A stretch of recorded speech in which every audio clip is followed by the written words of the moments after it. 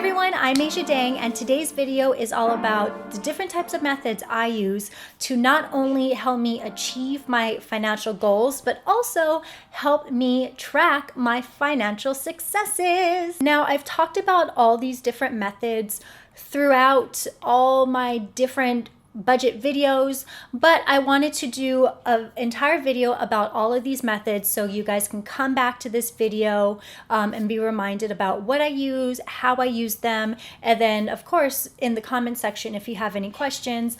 Everyone that watches these budget videos are always very helpful and knowledgeable, so I think this is probably the go-to video that you should save, highlight, keep around. This video is going to be a pretty lengthy video because we're going to go into details, so sit back, get some wine, some tea, some coffee, whatever you want, and let's start with my Excel spreadsheet. My Excel spreadsheet is something you guys should be very familiar with.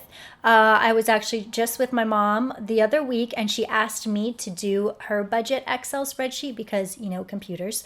And that was like a really cool moment. My Excel spreadsheet is a monthly recap of my income, my expenses, and how much I added towards my student loan debt. It's basically the most important part of my debt-free journey because every month it gives you a snapshot about how well you've done. That being said, my Excel budget spreadsheet is actually only something I look at once a month when I input my numbers because I have other tools that I check in on daily to help me gauge how I'm doing. So up top we have my income. I go more in depth about my income streams in a different budget video that I will link up top. Just if you haven't seen that or know what I do, you guys can check that video out. Next is monthly responsibilities. These are fixed expenses that doesn't change per month. So I know exactly how much a month I need for these expenses and I pay them. Now the next thing we have is grown shit. Okay? Because we're grown-ass people trying to get our financial life together. Taxes and student loan payments are the two most categories that I use every single month. But I added things like savings, insurance, car insurance, health insurance, plus retirement. So when I'm ready to contribute to those, they're already in the budget. And then finally, in my Excel spreadsheet, we have other. Those are just where the daily expenses come in. So you can see all my budget goals are highlighted in yellow, and what I actually spend that month is on the right of it. So we have December 2018, January 2019, February, March, April, and it goes on. Feel free to use my budget template, tweak it, make it how you like it. Just go ahead and copy and paste it into an Excel spreadsheet, and you can use that or change it or do whatever you want or don't use it at all. Whatever helps you on your budgeting journey. So let's talk about apps now. Phone apps can be a really great tool to help you on your journey towards financial freedom. I mean, we carry our phones around us every day. We look at them all the time. So while we're diddling on Instagram, might as well also make sure that our financial shit is together. You know what I'm saying? The main app that I use on my phone, and it is called Qapital. I've talked about Qapital many times in my budget videos, finance videos, and it's an app that you guys actually recommended that I test out. So I did, and I happen to love it. So let's jump into this Qapital app. All right, first things first, the spending sweet spot has been a total life changer. My food budget has and still is the most difficult part of my budget. I'm not really disciplined when it comes to my food budget, but the spending sweet spot has actually helped me get a better handle on things. So when you first log into the app, the spending sweet spot is right at the very top, and it helps you budget your money. Like I said, I use this specifically for my food budget, and it works exclusively with the Qapital spending account. But if you want to use it for any type of bill or any type of spending that you want to, then you can go ahead and do it. I have my debit card that's directly connected to my spending sweet spot. So when I buy groceries or food, I'll use my card. And then the cool thing is I get real-time notifications about how I'm doing on my budget. It's the beginning of the month. What I like to do is I add my money for my food budget into my account every month. So I have about $400 left in my account now, but I'm going to add another $800 because ideally $200 a week, and it makes it really easy. I just transfer it from one account to another, and then that money will be ready probably by next week. So it's really easy to transfer money to and from each account. And again, only food is spent on this card. So if I'm at, I don't know, Target, and I have some food and then I have some, cleaning supplies, I'll pay with the food with my Qapital debit card, and then in a separate transaction pay for my home goods stuff with my other debit card, just to keep everything separate and clean and easy. Next in the app is my Qapital savings account. I've definitely talked about this because I call them sinking funds. You can call them savings goals, whatever you want. If you need to set aside money for a goal, financial goal in the future, this is where it all happens. Qapital Save connects to your bank account as a funding account, giving you the ability to choose goals you would like to save toward and apply rules that send money from your funding account or your main checking account towards your savings goal in Qapital. I am on a budget and I do have a financial goal, but I also am a believer in treating yourself. I'm not the believer of beans and rice and beans, as long as you're doing it responsibly. So I've been saving up for laser hair removal, because a girl needs to feel soft and smooth, and an experience for Brian and I at a restaurant I've been wanting to go to called Somni. Luckily, I have achieved both of those goals, and doing so was really, really easy. Brian and I are both jointly saving for the dogs to get their teeth cleaned. We're going to put them under anesthesia, so it is going to be more expensive, but it's actually going to be better for the dog. So we're both jointly saving $2,000 towards that goal, and it's really cool to be able to do that together. So this is what you do to set a goal. You need to first set a rule. So I like personally doing the set it and forget it rule, which where you have a set amount of funds going into your savings account. So if you want to do $20 a week, that would be what you would set it and forget it. And every week, $20 would be transferred from your main account to your Qapital account. Another rule I like is the round up rule, where you save the change every time you swipe your debit card. I set it for $2. So if I spend $10.10 on something, it'll round up to $2, and that extra $1.90 will go to my savings account. Now, another rule that is great that I think would be really helpful for a lot of you is the 52-week rule. And this one is really easy. Week 1, it saves $1. Week 2, it saves $2. Week 3, it saves $3. All the way for a year, 52 weeks, where 52 weeks saves $52. And then by the end of that $52, you should have about $1,400 in your Qapital savings account. You figure out your rules, then you name your goal, how much you want to save, and set it, and then forget it. I like to use this for personal splurges. My new savings goal is actually going to be for a friend's wedding in 2020. So I have a lot of time to save up, but it is a destination wedding, so I'm giving myself that time to not freak out. But you can use the Qapital Save account for Christmas presents. Every December, maybe you have a goal of $1,000, so you start saving for that now.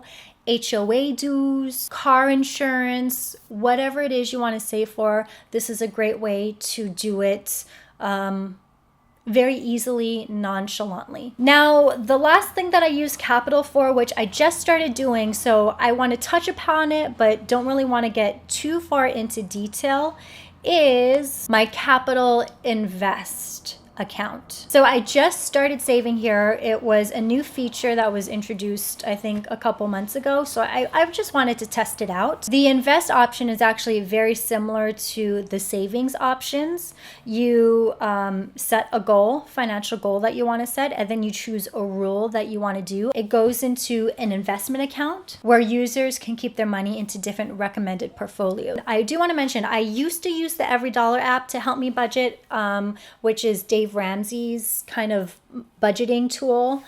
I personally didn't like it. They would put certain things in categories that weren't the categories I wanted them to be in. So I would end up taking time to reorganize them.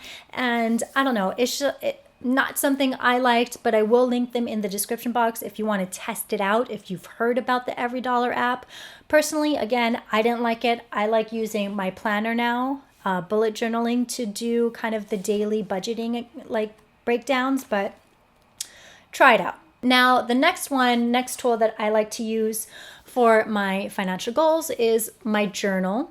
I've been starting to bullet journal, guys. It's a big deal. It's a big deal. This goes with me everywhere, every single day I have it. So that's why I decided to test out kind of just writing my budget and having like a debt flow chart in my planner to see how I would like it. And I really, really love it. It's just like a refreshing way to stay on track and also make sure that my goals are being accomplished. So my financial freedom chart. I am in the last $90,000 of my student loans, people.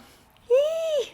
Sounds like a lot of money, but I've been dealing with $200,000 since December 2017, so I am doing it. I can finally see the light. And what I wanted to do was make a little visual flow chart in order to track my progress and help me stay motivated to paying off these loans. And I have to tell you, it has helped me significantly. You can, of course, doodle something really cute if you're paying off your house. Maybe it's a drawing of a house, or I don't know what you want to do, whatever you want. But for me, I am a terrible drawer. So the easiest thing for me to do was kind of just draw blocks. I broke them up into $2,000 blocks.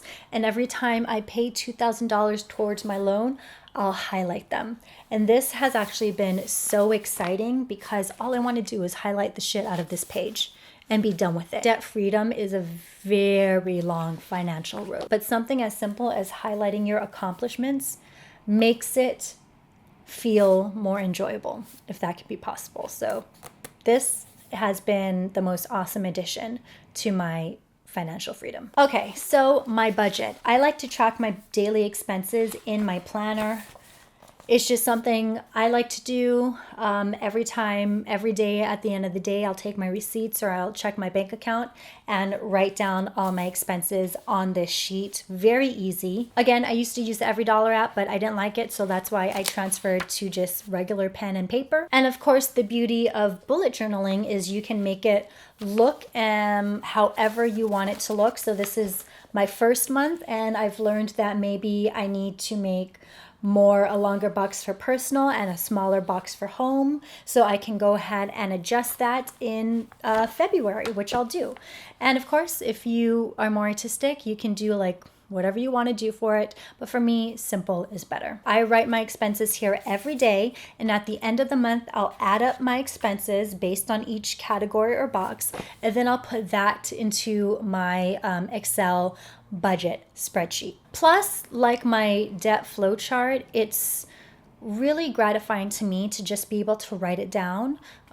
It's something that I've kind of added into my nightly routine to just check on my expenses, write it down in my planner, and visually seeing how much you spent that day and like writing it out just helps you understand where your money is going more. So I've really liked this method. And it's really cute because actually since I've been doing it, Brian's been joining me. So he's doesn't do it all the time, but when he sees me do it, he likes to update his budget, which is really cute, and I'm very happy for him. So it's also something that you can do as a family versus on the app. You know, it's very personal. You do it, and no, you could be on Instagram for all anyone knows. But when you're doing it pen and paper, people will take notice, and maybe that in itself will inspire your family members to join you. The last tool that I use and recommend you used to help you stay financially on track and help you achieve your goals are my videos.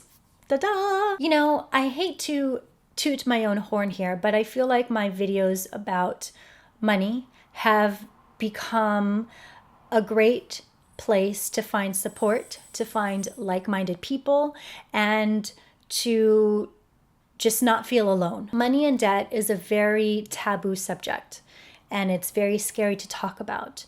And for a lot of you, I know that I'm probably the only person that you know in your life that is going through debt, because I talk about it. And maybe you can't even talk about it with your friends or family because that's just not something that you guys are comfortable with. Well, guess what? You can talk about it in my videos. You can talk about it in the comment section. And what I am so grateful for each and every one of you is the supportive community that we have built around a taboo subject such as debt and money. So if you ever feel alone, if you have a question that you have no one to ask me, ask the community, because we're there for you. And I'm obviously not an expert at money, clearly.